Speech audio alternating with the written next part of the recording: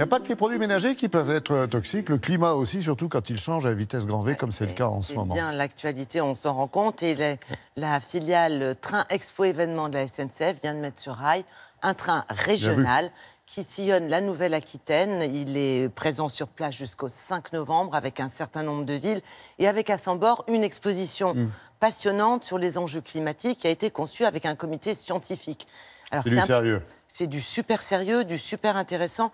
Et c'est très important que ce soit un train régional parce qu'aujourd'hui, on sait très bien que les territoires sont partie prenante dans les solutions à mettre en œuvre localement. Les chemins de traverse. Pour freiner le dérèglement climatique. Alors, si vous n'habitez pas la Nouvelle-Aquitaine, rassurez-vous, parce que, évidemment, cette exposition, elle est pour tous. Il était à Poitiers vendredi, évidemment, nous aussi. Regardez.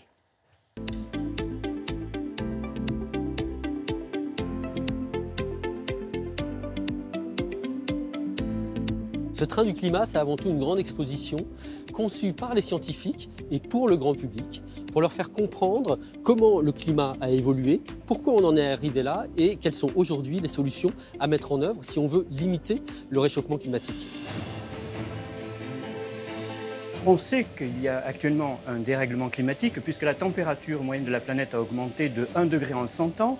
Or, l'écart entre une période glaciaire très froide il y a 20 000 ans et la période actuelle, c'est seulement 4 à 7 degrés de différence. Et ça se traduit par la fonte des glaciers, ça se traduit notamment en France par une augmentation de la fréquence des canicules, de la fréquence aussi des sécheresses. Ça se traduit aussi par des impacts sur les écosystèmes, avec notamment la progression du moustique tigre vers le nord de la France. Et puis un effet auquel il faut s'attendre aussi, la montée des océans dans les prochaines décennies, avec des risques de submersion marine notamment. Alors on sait aujourd'hui que l'essentiel du réchauffement depuis le milieu du XXe siècle est bien lié aux activités humaines.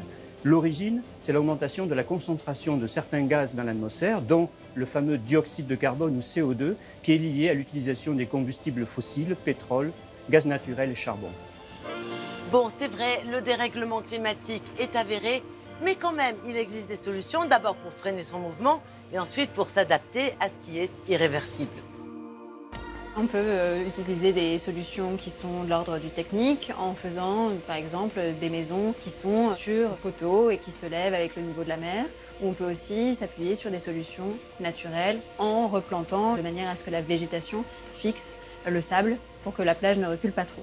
Les autres solutions en ville pour lutter contre l'îlot de chaleur urbain, ça peut être d'installer des murs végétalisés, isoler les bâtiments de manière à ce que la chaleur n'y rentre pas trop, en évitant le recours à la climatisation qui émet des gaz à effet de serre. Pour préserver la biodiversité, il faut essayer de laisser l'espace libre aux espèces animales et végétales, en faisant de la concentration d'espaces urbains plutôt sur des zones qui sont déjà urbanisées.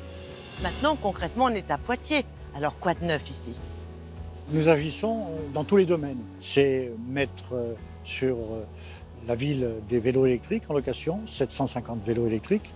C'est d'augmenter des espaces verts, 850 hectares d'espaces verts. C'est aussi développer la voiture électrique dans les services municipaux. Nous allons concrétiser tout cela à travers le plan que nous ferons adopter d'ici la fin de l'année de transition énergétique. Pour la SNCF, c'est aussi le moyen de sensibiliser ses voyageurs à l'importance de prendre les transports collectifs et le train, qui sont des modes propres de circulation qui n'émettent pas de gaz à effet de serre. C'est marrant parce que, Isabelle, il y a quand même des images qui font peur, pardonnez-moi, Oui, et puis il y en a d'autres qui rassurent avec des solutions. Oui, mais ces solutions, il faut les mettre en œuvre. C'est-à-dire qu'il y a deux aspects. Il y a comment essayer de s'adapter aujourd'hui à ce qui est devenu irréversible et puis comment faire en sorte de freiner, c'est-à-dire de faire en sorte que le dérèglement climatique n'ait pas encore plus d'impact. Donc il faut vraiment agir, d'où l'intérêt de ce train. On espère bien. Voici, vous allez découvrir les prochaines étapes. Si vous habitez dans la région, prochaine étape, c'est Limoges le 18 octobre. Ce qu'il faut bien savoir, c'est qu'en dehors de l'exposition du train, le comité scientifique qui est présent organise tout un tas de conférences passionnante. Serge Planton, qu'on a interviewé, on peut l'écouter pendant des heures. Il est absolument passionnant et très, très grand public dans son approche, donc on comprend tout. Et ça, c'est extrêmement important. Oui, exactement. Donc il est à la portée de tous. N'hésitez pas à vous rendre aux conférences qu'il donne, parce que ça donne aussi envie à nous qui sommes de simples consommateurs de mettre en place de notre côté des solutions aussi, parce que tout le monde doit y contribuer. Merci, c'était important de le signaler. Allez.